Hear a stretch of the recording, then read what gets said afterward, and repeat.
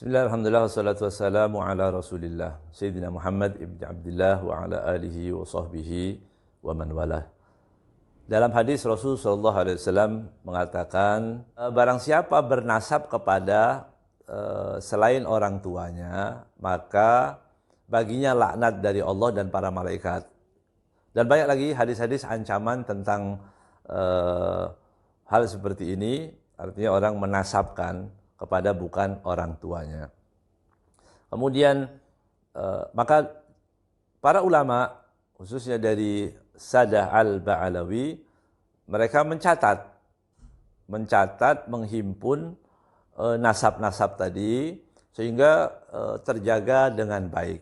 Nasab-nasab tadi terjaga dengan baik, dan sekali lagi mencatat nasab bukan untuk kebangga-banggaan, untuk membanggakan diri, bukan untuk itu, tapi untuk menjaga keluarga agar kita mengerti kepada siapa kita bernisbah, siapa kakek moyang kita, supaya kita bisa meneladani akhlak-akhlak mereka, berakidah dengan akidah yang sama seperti akidah mereka.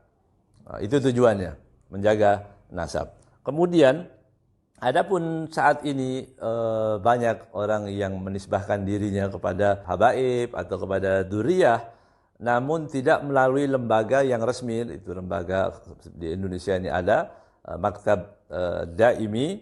Maktab Daimi itu mencatat, mentasjil semua nasab Alawiyin yang ada, tertulis di situ dari generasi ke generasi. Catatan itu dibikin dari atas ke bawah.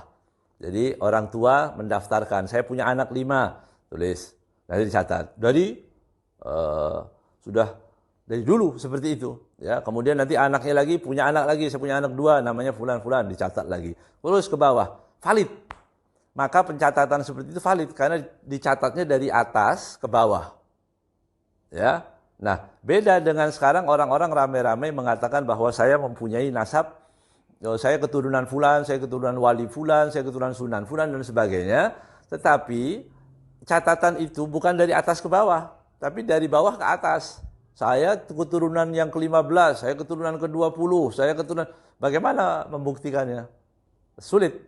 Sulit dibuktikan bahwa mereka dengan cara seperti itu tidak valid. Makanya yang tidak pasti tidak boleh, ya, tidak boleh mengklaim dirinya, memastikan. Makanya diperlukan di situ ada isbat. Ya, isbat itu ada untuk ditetapkan apakah ini benar atau tidak melalui buku induk yang ada atau syajarah yang ada bahwa ini memang benar per generasi, tertulis per generasi. Ya, kalau tidak tertulis secara per generasi akan sulit, ya, bahkan 3, 4 akan putus. Ya. Nah, ini kita berhati-hati. Kemudian kita tidak menafikan orang-orang yang mengatakan bahwa dia itu bukan dari nasab itu. Cari dulu, buktikan dulu, ya, buktikan pencatatan yang dari atas ke bawah, ya, bukan dari bawah ke atas, tapi dari atas ke bawah, itu yang valid. Ataupun kalau dari bawah dan orang-orangnya masih ada, masih bisa. Saya bin fulan, benar, dicatat. Saya bin fulan, tercatat. Dan orang-orangnya masih ada. Tapi kalau sudah 15 generasi, kemudian baru kita akan menulis nasab kita bahwa saya keturunan fulan. Dari mana buktinya? Itu kalau hadis dhaif, ya, dhaif jiddan, gitu ya, nggak bisa diterima. Kemudian nasab, mencatat nasab tidak bisa pakai kasyaf, ya, tidak bisa pakai terawangan. Orang mengatakan saya ketemu Syekh fulan atau siapalah namanya begitu, ya, saya ketemu wali fulan, katanya saya keturunan fulan.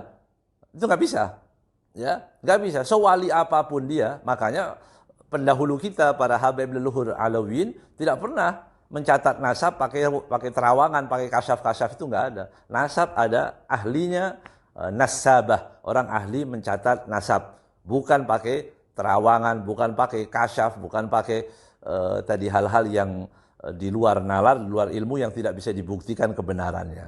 Nah, jadi sekali lagi untuk orang-orang yang meyakini bahwa dia punya ada, silahkan diurus, dicatat, nanti insya Allah kalau memang benar pasti ada. Yang tidak ada, tidak bisa kita katakan bahwa mereka bukan, tapi dia belum bisa memastikan. Kalau dia belum bisa memastikan, tidak boleh dia menisbahkan kepada orang-orang atau pada kakek moyang yang disebutkan dari bapak saya fulan, kakek fulan, itu yang dilarang. Mudah-mudahan sedikit apa yang saya sampaikan ini bisa bermanfaat sehingga tidak rancu, tidak banyak lagi pemalsuan hal-hal yang seperti ini. Mudah-mudahan kita diselamatkan oleh Allah Subhanahu wa taala, terhindar daripada laknat Allah dan laknat para malaikat. Wassallallahu ala sayyidina Muhammadin wa ala alihi wasallam. Alhamdulillahirabbil alamin.